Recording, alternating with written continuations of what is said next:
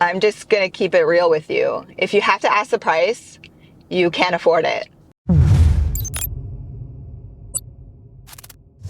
Hey guys, I'm Juliana, your automotive woman, and this week I'm in New York City and behind the wheel of the 2023 Range Rover SE long wheelbase. This is competing against the likes of the Cadillac Escalade, the BMW X7, which I'll be reviewing shortly, and the Mercedes-Benz GLS. If you look down in the description below, I'll provide you with a few side-by-side comparisons. And while you're down there, make sure you check out my new website, AutomotiveWoman.com. Connect with me on social media. And now, here's what's new in 2023. For 2023, Range Rover introduces a new powertrain and model. Luxury buyers now have the choice between a new updated plug-in hybrid with extended EV range and next-level luxury SV trim, which begins at over $200,000 US for the short wheelbase. All new exterior and interior design cues are welcomed alongside available cargo space and comfort. And convenience is always top of mind throughout the Range Rover, as every feature is either power-operated or hands-free. The long wheelbase Range Rover sees an improved turning radius of up to 5 feet shorter and a third row added for the first time with standard air suspension and four-wheel steering. Range Rover also introduces buyers to the brand's first ever pure all-electric SUV coming in 2024. To be more specific this week, I'm reviewing the Range Rover SE long wheelbase with optional third row and V8 power. This is equipped with a 4.4-liter twin-turbocharged 8-speed automatic transmission, is producing 523 horsepower with 553 pound-feet of torque, and it not only looks good, feels good, but sounds amazing off the line. Let's go. Being such a large vehicle and having the ability to wade through water of up to 35.4 inches in this particular model, Range Rover includes no shortage of standard driver-assisted technology and camera angles. First, up front, premium LED headlights with signature daytime running lights, automatic high beam assist, and front fog lights are included. Adaptive cruise control, traffic sign recognition, steering assist, high-speed emergency braking, lane keep assist, blind spot monitoring, rear cross traffic monitoring, and a 360-degree surround view camera are all standard, and a convenient rear camera washer spray is included. And making parking a lot easier is the all-new standard four-wheel steering. Upgrade to the optional technology package and you also receive a clear sight interior rear view mirror that displays a wide view of what's going on behind you and a very well illustrated heads-up display. As expected, the interior of the Range Rover is very posh. But like I mentioned, I have the optional third row long wheelbase. So I'm going to take you row by row, focusing on comfort, convenience, and functionality from a day-to-day lifestyle perspective. And that said, I'm going to begin up top with the gorgeous power-operated sunroof and includes a full-length cover. The front seats are, of course, power-operated and offer 20-way adjustments. They are both heated and ventilated and offer massage comfort. And to activate this luxury, you'll need to go through your Pivi Pro 13.1-inch color touchscreen infotainment system. And to activate the heating and ventilation for your front seats while driving, you'll need to operate your multifunctional climate control knobs. The steering wheel is also heated and power operated, but the option of the heated steering wheel is an additional cost. I've already mentioned the heads-up display is included with the technology package, but in my opinion, the large 13.7-inch customizable digital driver cluster is fine. Bluetooth, voice commands, and shortcuts for the awesome sounding Meridian audio sound system is available and can be activated by using the buttons on the left side of your steering wheel. The floating 13.1-inch color touchscreen offers navigation, wireless Android Auto, wireless Apple CarPlay, and I highly recommend sitting down with your Range Rover specialist to review each icon because there's a lot to go through, but a few may not be valid for your day-to-day use. Driving modes can be selected by using the knob on the lower center panel and includes 7 different settings. Connectivity is spread throughout the front. First, inside the double stack glove box, you'll find a 12-volt port.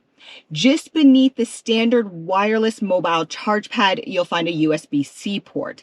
And inside the sliding cup holder console, you'll find one more USB-C and one USB port. As for storage, I've already mentioned the double stack glove box, which is one touch to open and then manual to shut. The side door storage is actually longer than they look, and the inside of the front center console isn't very wide, but it is very deep. The Range Rover has grown from an exterior profile standpoint, but definitely inside as well.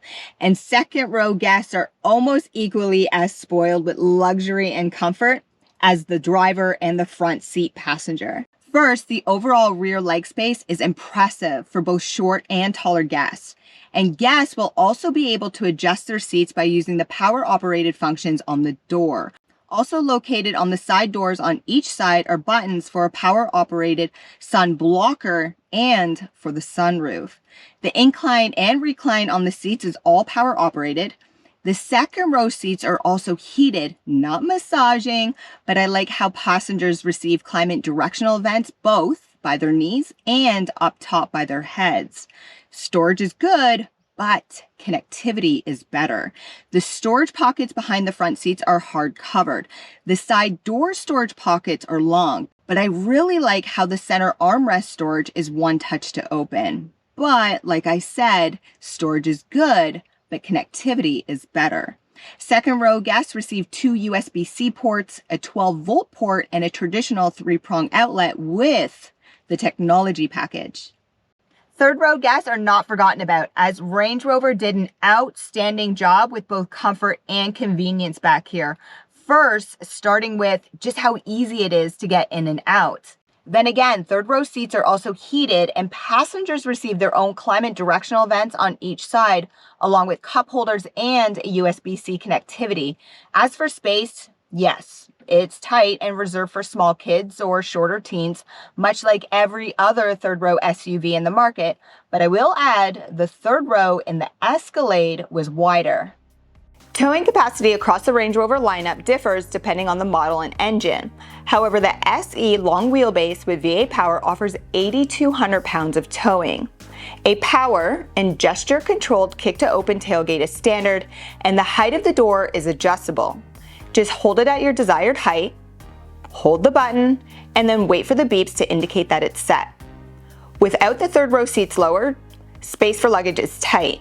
Look down in the description below for competitor comparisons. Convenient lower and lift buttons are included, and remember, the Range Rover is equipped with air suspension, so you can adjust the height of the vehicle, making heavier items easier to load in and out. A cargo cover is standard, along with a 12-volt port and a tire mobility kit. Final impressions: an absolutely outstanding job with the overall comfort, the luxury, the poshness, and just this drive. It has been so comfortable, so easy. Never mind that this vehicle is long. The turning radius with the four-wheel steering is so easy. Like, I say the word easy, but it's even easier than easy, if you know what I mean. So really, really good job. I mean, it's not all perfect. Sure, the overall space for cargo behind that third row is a lot smaller than the GLS or the Cadillac. But I'll take a little bit of lost space over the quality of this drive. So outstanding job.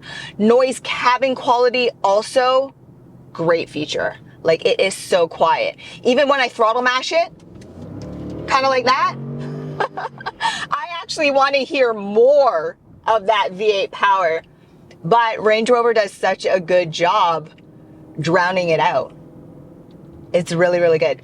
As for overall visibility, great out the front. The A-pillars are really thin. The side mirrors are smaller. You do have a blind spot out that C-pillar, so just be careful where you are positioning the second row seats. But besides that, remember, blind spot monitoring is standard, so use that feature to your to your comfort level, right? If you don't like all the beeping and stuff like that, you can totally turn that off and just use the indicators on the side.